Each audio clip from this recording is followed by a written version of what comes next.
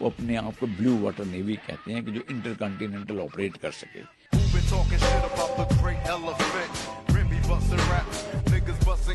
Husband जब आपके selling पे जाते हैं, वॉरशिप पर जा रहे हैं, तो कितने दिन तक ऐसा रहता है कि वो वॉरशिप पर हैं और आप उनके साथ नहीं हैं? ऐसा कोई फिक्स टाइम पीरियड नहीं होता। Some at certain point you had an idea कि हाँ मुझे नेवी ज्वाइन करना है या एयरफोर्स या आर्मी डिफेंस ज्वाइन करना है, तो वो ख्याल क्यों आया आपके दिमाग ऐसा कुछ रियल रीजन नहीं था। में? मेरे 2 भैया हैं। हम्म, दोनों भैया का सिर्फ एक एम था हाँ, कि एक बड़े भैया जिनको एयरफोर्स ज्वाइन करना था और हम्म, मेरे सेकंड जो छोटे भैया उनको आर्मी ज्वाइन करना। अच्छा, और हर समय जब भी गाना गाने की बात आती थी, वो ताकत वतन की हमसे पूरा स्टैंजा लाइन बाय लाइन गाते थे।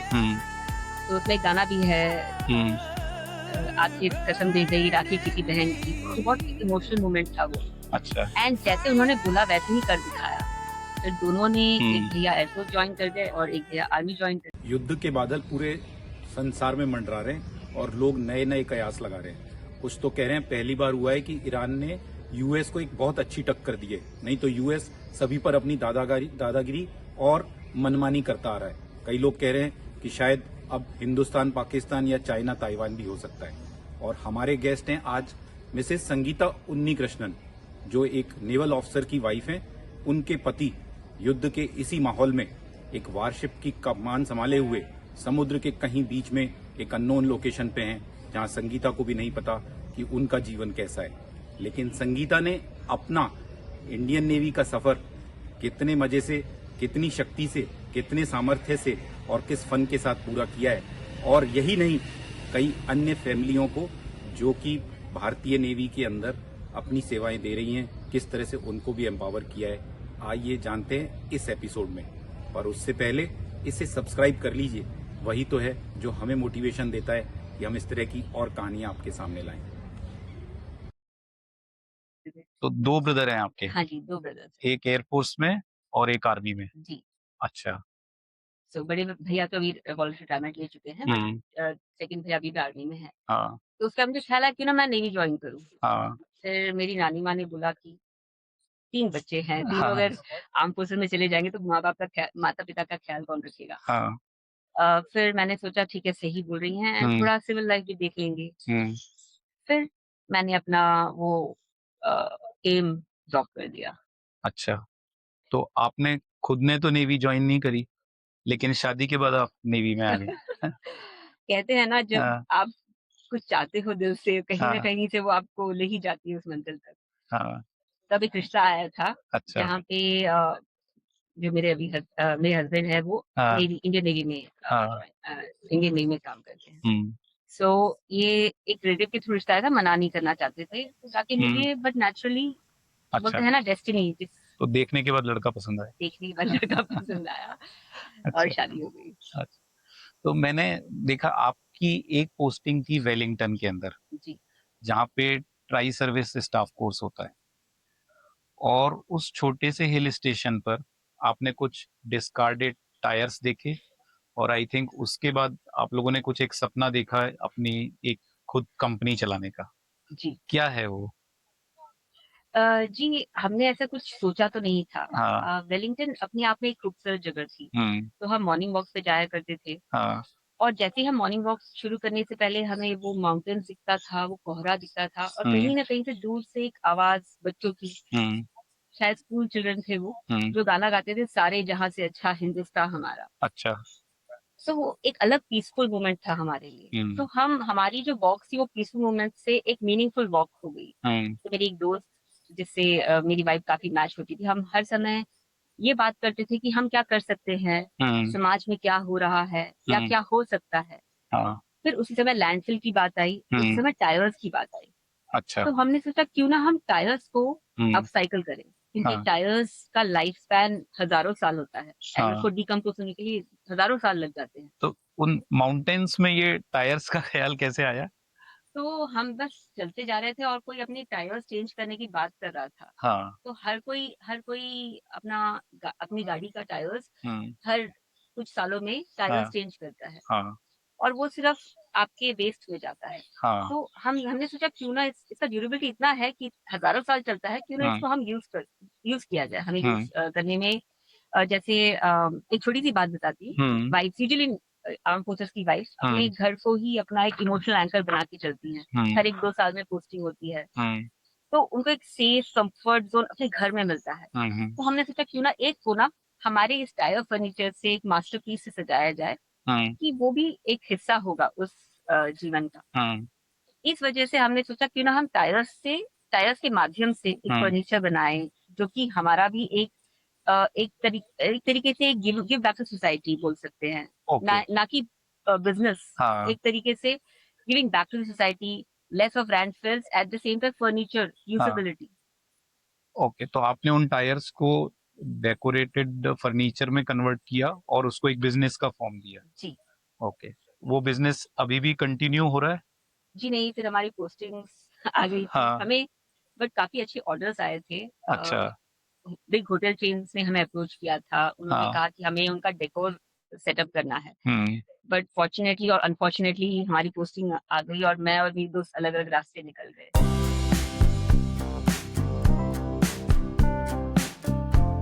अच्छा, तो ये आप 2 दोस्त थे जिन्होंने इस आइडिया को बिजनेस में कन्वर्ट करने का प्लान? जी, हमने अमेज़न सोचा था, लेकिन अमेज़न उस वक्त रेट के हिसाब से कुरियर के ऊपर डिपेंड करता था। There was no reason for us to do that, क्योंकि टायर्स इतने हेवी होते हैं कि आप अमेज़न से कुरियर तो नहीं कर पाएंगे, इसलिए हमें वो आइडिया ड्रॉप करना पड़ा। तो जितने भी आर्म्ड फोर्सेस में अगर कोई स्पाउस है, तो इस तरह के चैलेंजेस बड़े नॉर्मल होते होंगे कि पोस्टिंग आई, उन्होंने एक ड्रीम देखा और फिर वो अधूरा रह जाता होगा। जी, खासकर हम अपना करियर बनाने की शुरुआत करते हैं, हम अपने आप को प्रूव करते हैं फ्रॉम स्क्रैच।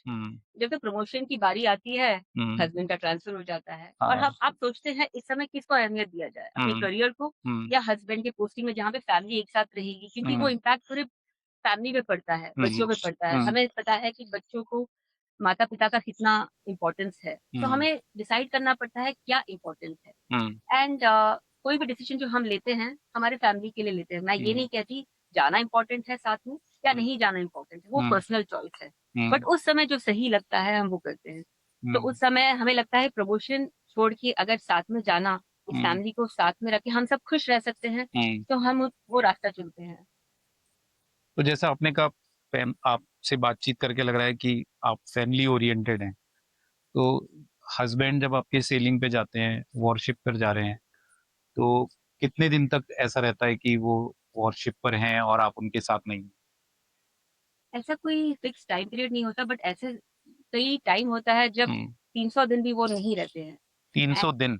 हाँ, कभी कभी ऐसा भी माहौल बनता है जहाँ पर आप सिर्फ अपने, हमारी कम्युनिटी इतनी अच्छी है कि हम जिसे सपोर्ट करते हैं। जैसे हमारी शादी होती है, हम एक अनरिटन रूल है, हम एक नवा का हिस्सा होते हैं, जो कि नेवल वेलफेयर वेलनेस एसोसिएशन से जाना जाता है अभी। अच्छा। तो लेडीज एक दूसरे को सपोर्ट करती हैं, इवन समाज के लिए अलग अलग कार्य करती हैं। अच्छा।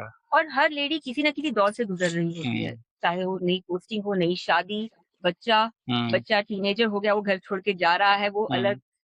हर अनुभव इंसान को बदलने लगती है, वो लेडी को बदलने लगती है। सो एक दिस ब्यूटीफुल जर्नी में हमें कभी कभी ये भी लगता है, एक डर सा भी लगता है, कभी हम रात को चौंक के उठ भी जाते हैं कि कोई दूर ही के बीच में तो वो ख्याल अपने में ही अलग डर है। पर उस समय हम उस शिप के बारे में सोचते हैं, पूरे लोगों के बारे में सोचते हैं, उनकी फैमिली के बारे में सोचते हैं, ना कि सिर्फ आपके हस्बैंड के बारे में। और उस डर को हटाने के लिए कहीं ना कहीं आपको अपने शिप पे, अपने शिप्स कंपनी पे और पूरे यूनिफॉर्म पे एक भरोसा रखना पड़ता है। वही उस समय ताकत होती है। और कहीं ना कहीं वो फेथ और वो प्रेयर्स आप सिर्फ अपने लिए नहीं, वो पूरी शिप्स कंपनी के लिए करते हैं, उनकी पूरी फैमिली के लिए करते हैं, बिकॉज आप एक तरह से जुड़ जाते हैं एक दूसरे से। तो आपने जैसे बताया 300 दिन एक लंबा पीरियड होता है, ऑलमोस्ट 1 साल हो गया। तो उस पीरियड में जो सपोर्ट सिस्टम है उसमें कई फ्रेंडशिप्स बनती होंगी और कई बदलाव आते होंगे।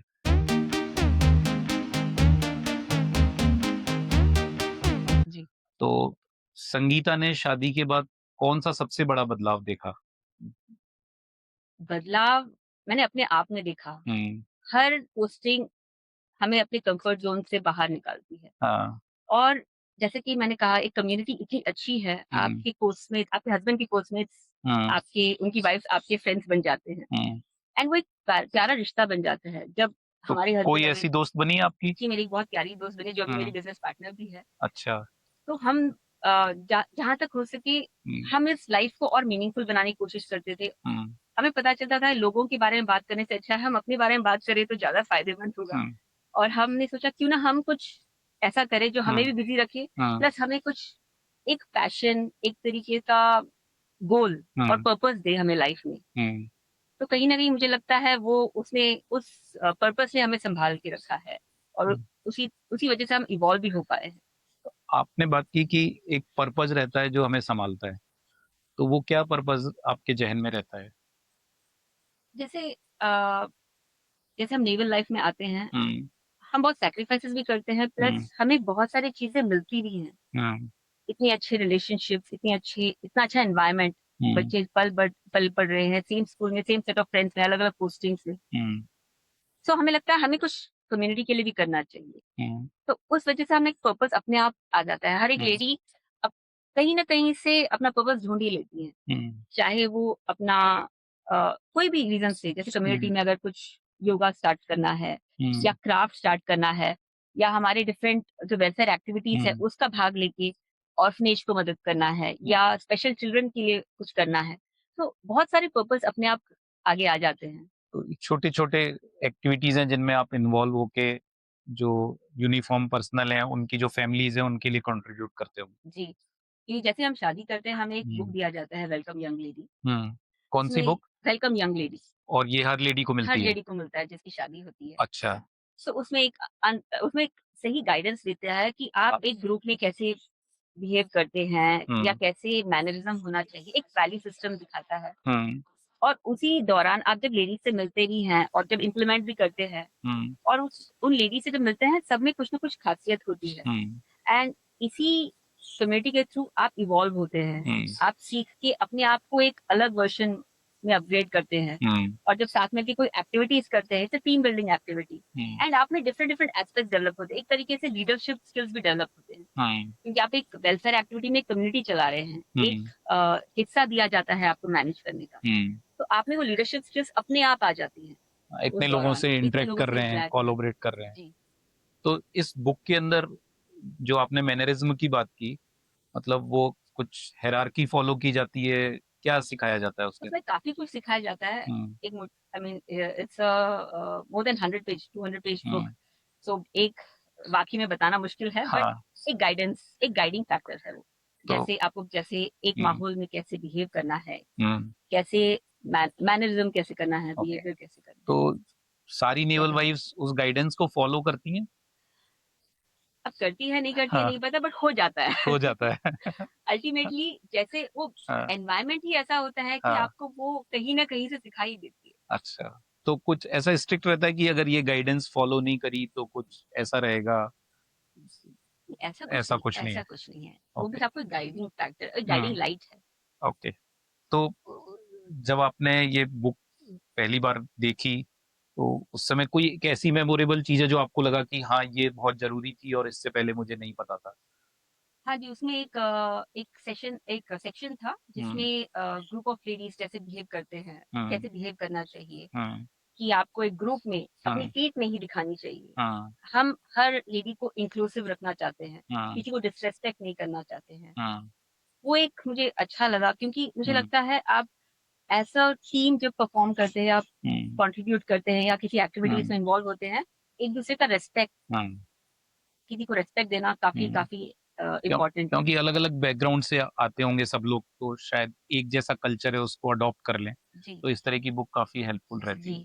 जैसे अटायर कैसा होना चाहिए, हम्म, प्रोफेशनल अटायर, जैसे कोई भी एक्टिव जो हम्म, फॉर्मल एक्टिविटीज है, हम्म, किस तरह का अटायर होना चाहिए, वो हम्म। सब काफी मायने रखता है। तो जब आप स्टाफ कोर्स कर रही थी वहां पे ट्राई सर्विस के लोगों से मिल रही थी, सारी लेडीज से मिल रही थी, तो आप लोगों ने आर्मी, एयरफोर्स और नेवी के एक्सपीरियंसेस आपस में शेयर किए होंगे।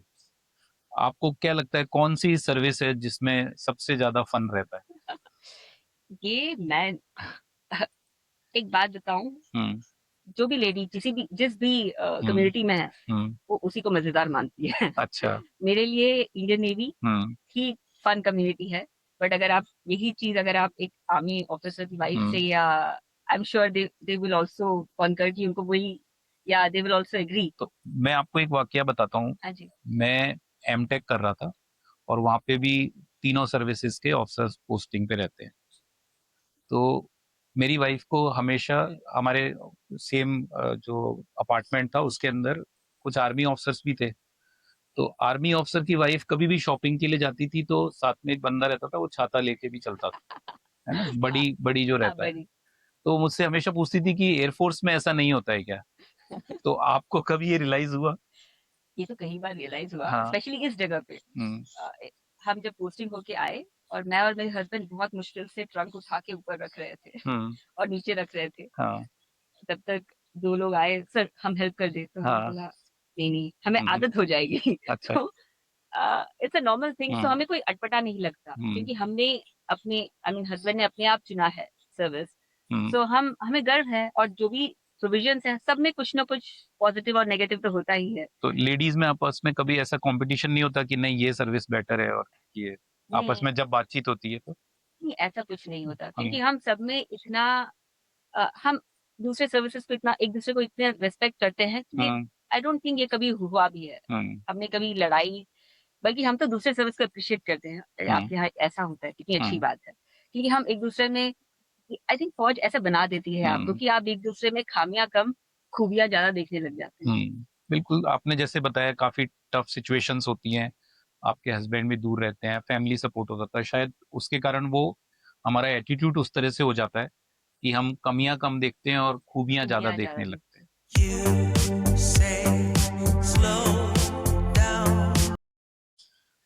तो जब टफ सिचुएशंस होती हैं, कोई एक ऐसी टफ सिचुएशन याद है जब आपको लगा कि अब मैं खूबियां देख देख के थक गई हूँ बहुत? है ऐसा कभी फीलिंग आई है किसी सिचुएशन में? जब भी पोस्टिंग होता है और जब खुद मैनेज करना पड़ता है पैकिंग अनपैकिंग, तो समय लगता है बस बहुत हो गया। फिर हमें लगता है एक नई जगह, एक नई उम्मीद, और खासकर नए जो दोस्त हैं, हमें कोई ना कोई वहां पे मिल जाता है, कोई ना कोई पोस्टमेट की वाइफ वहां पे होती है। So we look forward for that. तो हाँ, ऐसा टाइम आता है, हर दिन it's not the same day. तो कभी कभी लगता है हाँ चलो एक जगह हम थम जाए, एक जगह हम बहुत बहुत बहुत हो गया, अभी एक जगह हम रुक जाए। फिर हम बच्चों को देखते हैं, जैसे फ्लेक्सिबिलिटी अडेप्टेबिलिटी देखते हैं, हम सोचते हैं चलो देखा जाएगा जो होगा, बट साथ है वही बहुत। तो मुझे लगता है कई बार ऑफिसर जो फ्रंट पर है या जो वॉर ड्यूटी पर है या शिप के ऊपर है, उसकी बजाय जो पीछे फैमिलीज हैं और जो स्पाउस हैं उनको ज्यादा हिम्मत रखनी पड़ती है।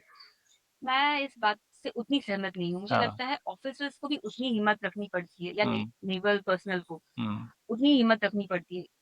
घर छोड़ के जाना, बच्चों को छोटा छोड़ जाना, मेरे को लगता है बहुत हिम्मत की बात है। आप एक फैमिली को छोड़ के जा रहे हो, बूढ़े माँ बाप को छोड़ के जा रहे हो, जब आपको उनके साथ होना चाहिए। तो मुझे लगता है वो हिम्मत ऑफिसर को भी रखनी पड़ती है, और वो बिलीव करके जा रहा है कि मेरे पीछे मेरी फैमिली एक दूसरे का ख्याल रख लेगी। मेरे मेरे मेरे माता पिता, मेरी वाइफ मेरे माता पिता का, ऐसे बच्चों का ख्याल रख लेंगे। उस आई थिंक उस विश्वास से वो ऑफिसर आगे बढ़ता है। करेज वो हिम्मत तो चाहिए होती है ऑफिसर को भी। एट द सेम टाइम वो लेडी को भी वो करेज रखना पड़ता है। अगर वो टूट गई तो उसका पूरा फैमिली बिखर जाएगा। संगीता मैम, आर्म्ड फोर्सेस की जब भी बात करते हैं तो हम एक्सट्रीम पे बात करते हैं, या तो हम सेक्रीफाइसेस की बात करते हैं कि बहुत ज्यादा कष्ट है, लेकिन हम मोटिवेटेड दिखाते हैं, फ्रंट फेस दिखाते हैं कि यहाँ हम सब फैमिली साथ में हैं और हम कंट्रीब्यूट कर रहे हैं। लेकिन पीछे से या अंतर मन में कभी कुछ रहता है कि हम जिंदगी का कुछ फन मिस कर रहे हैं जो शायद सिविलियन काउंटर पार्ट्स के पास है। ऐसे बहुत से मौके आते हैं जब होली पे हम साथ नहीं होते हैं, ईद पे, दिवाली पे, क्रिसमस पे, या अपने बर्थडे या एनिवर्सरी पे। तो हम जिस दिन साथ रहते हैं उस दिन हमारे लिए होली है, उस दिन हमारे लिए ईद है, या उस दिन हमारे लिए क्रिसमस। तो ऐसा कोई ओकेशन हम वेट नहीं करते, बल्कि ऐसे एक दिन याद है मुझे, जब दिवाली की रात थी एंड मैं और मेरी बड़ी बेटी घर पे अकेले थे, और तब पोस्टमेट भी कोई थे नहीं आस पास। तो हमने दिया जलाया, कोई घर पे नहीं था, तो हमने बस फुटबॉल मैच ऑन किया था, बिकॉज वही मेरे हस्बैंड देखा करते थे, और हम दोनों चुपचाप वो फुटबॉल मैच देख रहे थे। अच्छा। तो उस समय लगता है काश हम हाँ। साथ में होते। At the same time we wait for the moment when husband वापस आते हैं, और फिर हम उस दिन जाके वो डे सेलिब्रेट करते, फिर हम साथ में रहते हैं। सो आई थिंक हमने कहीं ना कहीं वो बैलेंस बना लिया है। हाँ।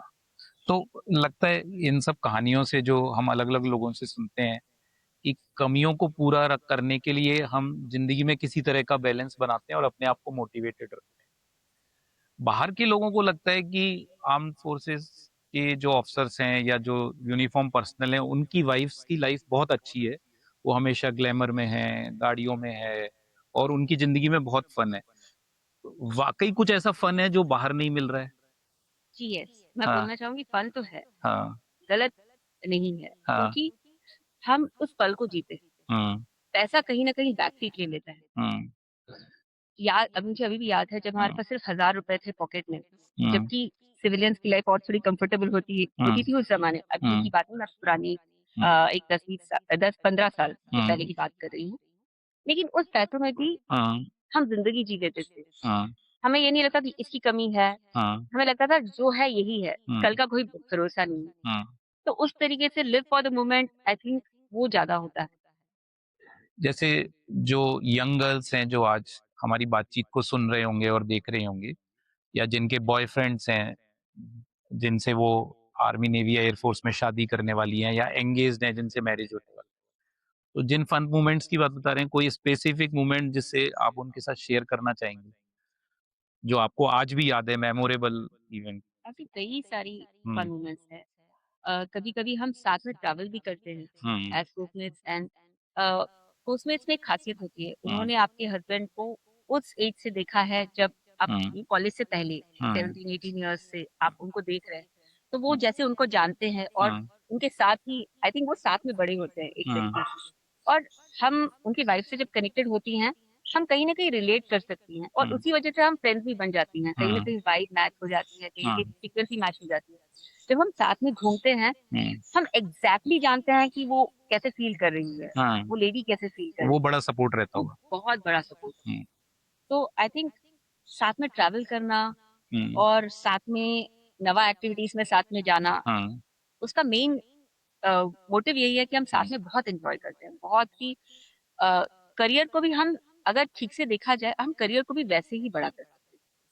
तो आपने जैसे करियर की बात करी है, आपने कोशिश करी शुरू में, फिर पोस्टिंग्स के कारण वो ब्रेक आया, तो कई जो यंग गर्ल्स हैं उनको ये मन में रहता है कि उनके करियर का क्या होगा, करियर की कंटिन्यूटी कैसे मेंटेन रहेगी अगर फ्रीक्वेंट पोस्टिंग्स है, तो उसके बारे में आपका क्या एक्सपीरियंस है?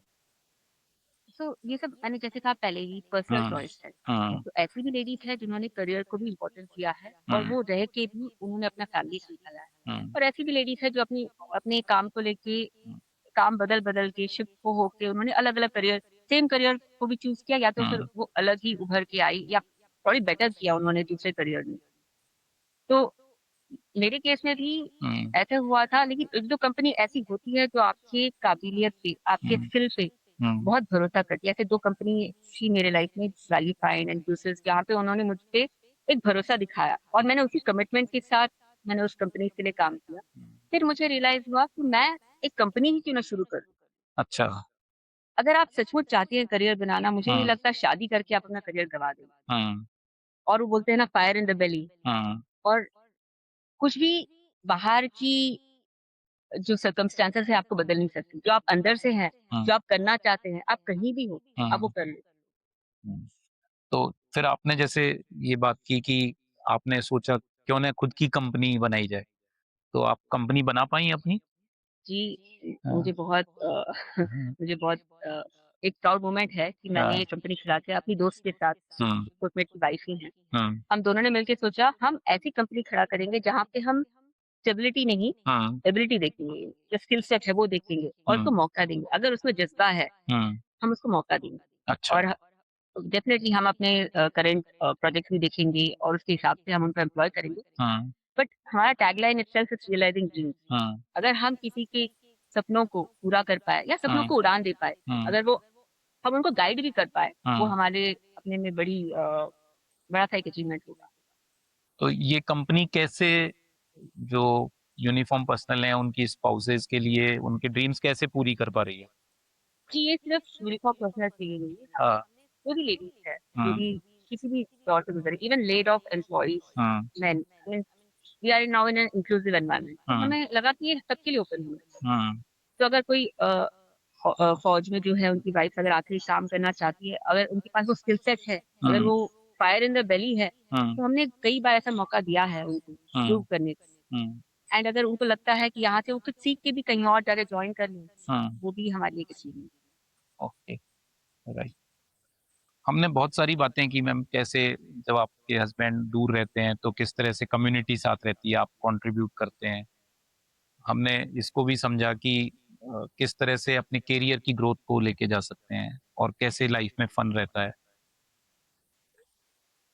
आपसे ये समझना चाहता हूं मैं कि इस सब प्रक्रिया में जब आपके बच्चे भी छोटे रहते हैं तो उनकी एजुकेशन की कंटिन्यूटी कैसे रहती है, उन पे कुछ इम्पैक्ट आता है या?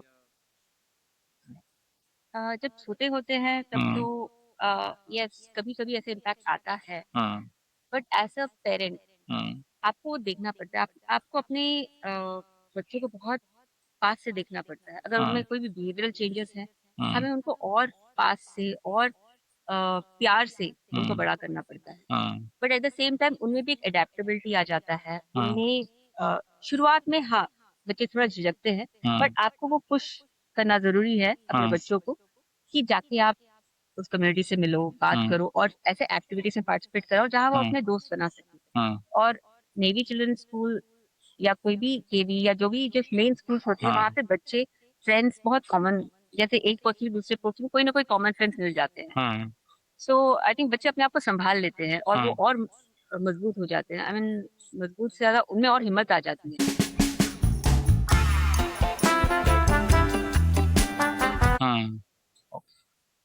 तो आप एक अपनी फ्रेंड के बारे में बार बार बात कर रही हैं जो कि आपके साथ, जिसने मेंटल सपोर्ट भी दिया है, फैमिली में भी आपके साथ फ्रेंड बन गई है, बिजनेस में भी पार्टनर है, तो और किस चीज में पार्टनर है वो? You can call me, she is my crime partner. जैसे ही हमारे हस्बैंड चले जाते हैं, हम आज क्या करेंगे? फिर हम बस कुछ ना कुछ उस दिन के लिए हम एक मोटिव बनाते हैं, हम आज ऐसा क्या करें जो कि हमने किया ना हो, एट द सेम टाइम सही हो। अच्छा, तो कभी ऐसा किया जिसको करने के बाद सोचा कि अब ये कभी नहीं करेंगे? तो कभी नहीं करेंगे तो नहीं सोचा था, बट हमने ऐसे काम किए हैं। तो एक बार हमने जैसे मैंने टायर्स के ऊपर हमने जो फर्नीचर बनाया था, हमारा पहला ऑर्डर था जो मैं डिलीवर करके आना था। अच्छा। तो तब गाड़ी की सर्विसिंग होके जस्ट खड़ी होके हस्बैंड गए थे, तो उन्होंने बोला था कि देख लेना, बिकॉज वहां पे बहुत टर्निंग्स है वेलिंगटन में, तो गाड़ी मत निकालना क्योंकि बी सेफ। अच्छा। चले गए थे, तो हमें वो डिलीवरी करनी थी और हमने बोला अभी डिलीवरी तो करना है, तो हमने बोला चलो गाड़ी निकालते हैं। अच्छा। और हम दोनों इतने इमोशनल हो गए थे बिकॉज हमारा पहला ऑर्डर था, हमें उसे देने के लिए बहुत ही झिझक हो रही थी। ये हमारा पहला ऑर्डर है जो हमने बनाया है, इतने दिन लगे, इतने महीने लगे हमें वो कॉन्सेप्चुलाइज करने के लिए।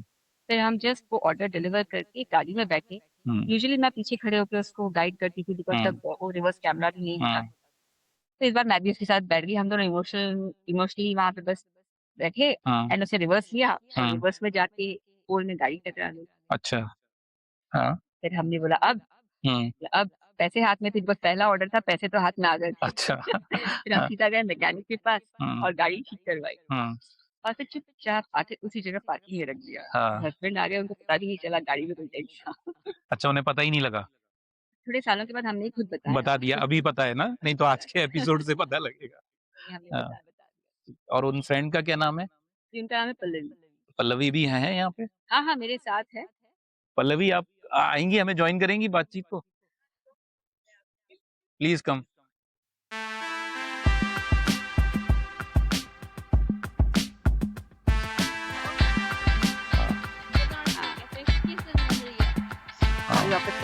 तो कोई ऐसा क्राइम जो इन्होंने अभी तक नहीं बताया? बहुत सारे काम हाँ हाँ So, I don't know where to start from. Hmm, Actually, हम जब मिले तो मैं ऑलरेडी इनके हस्बैंड को जानती थी। अच्छा तो हम लोग मेरे हस्बैंड और उनके हस्बैंड की पोस्टमेट्स हैं हम्म और हम मिले जब मैं खुद गर्ल्स हॉस्टल में रहती थी। हम्म तो the reason I met my husband is because of her husband. So that अच्छा इज हाउ एक वी। बार समझने दे मुझे, आप नेवल हॉस्टल में थी? जी हाँ, मैं नेवल गर्ल्स हॉस्टल में। अच्छा, और आपके हस्बैंड इनके हस्बैंड के कारण मिले?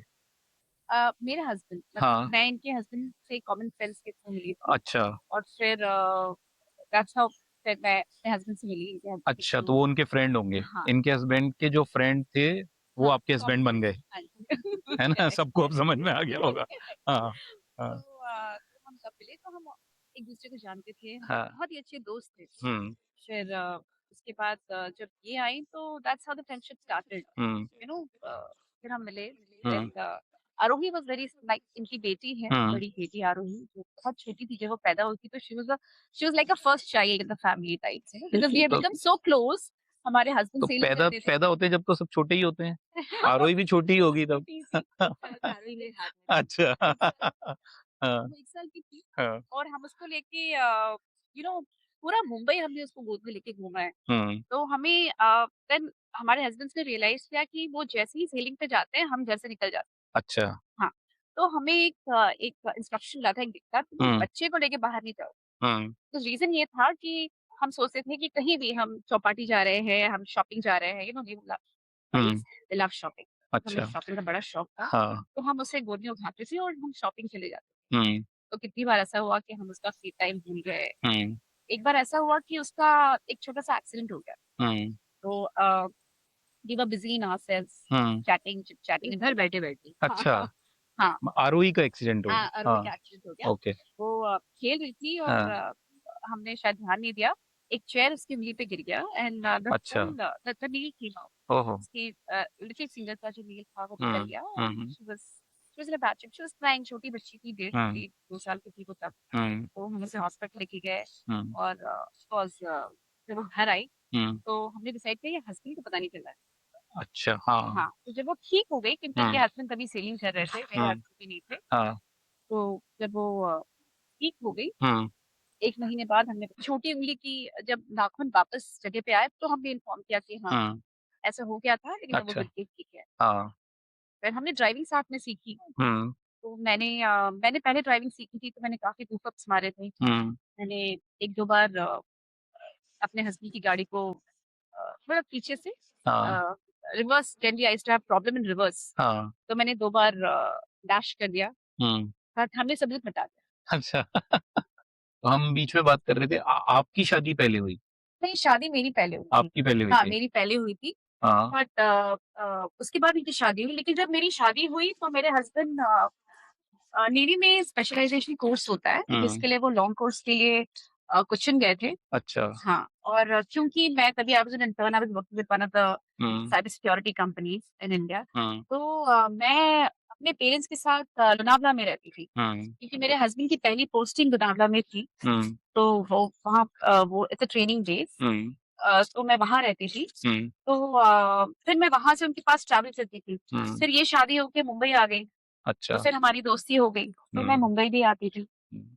तो मैम जैसे एयरफोर्स में हम कई बार एक्सरसाइजेज होती हैं या ऑपरेशंस होते हैं, कभी ऐसा हुआ नेवी के अंदर कोई ऑपरेशन है और आप अपने हस्बैंड से कांटेक्ट नहीं कर पा रहे हैं, तो उस समय कैसे हैंडल करते हैं? How do you navigate?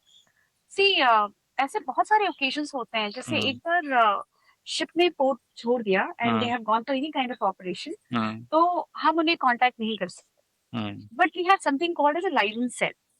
So they don't carry mobile No, on they are not warship? supposed to. No, they are not supposed to carry any kind of mobile. अच्छा They have their own communication hmm with the Navy, but हम्म हमारे साथ कोई communication नहीं होता है। हम्म But they have something called as license cell. अच्छा हाँ, हर एक शिप का अपना एक लाइसेंस सेल होता है हम्म और उनके थ्रू हम कम्युनिकेट करते हैं।